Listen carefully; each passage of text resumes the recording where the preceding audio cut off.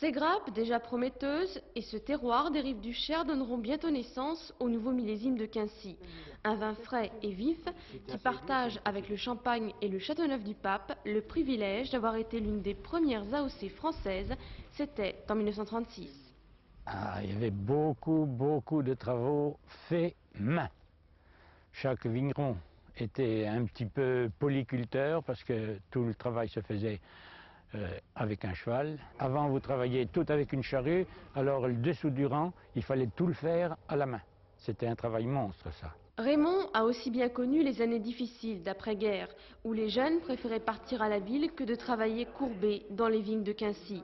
La renaissance du vignoble n'a eu lieu que dans les années 80, grâce à une nouvelle génération. Je suis la troisième génération et je suis revenu aux vignes depuis 1985. Mais le travail, c'était de racheter les vieilles vignes et de replanter. Parce qu'il y avait beaucoup de vieilles vignes à Quincy. Aujourd'hui, le vignoble est considérablement rajeuni. En s'agrandissant, c'est considérablement rajeuni. Quincy a aujourd'hui trouvé sa place sur les cartes de restaurants où il accompagne à merveille les fruits de mer. Il s'exporte bien et si vous vous demandez quelle est la différence avec d'autres blancs du centre comme le Sancerre, on vous répondra par le mot terroir. On a beaucoup de vignes qui sont plantées sur sable.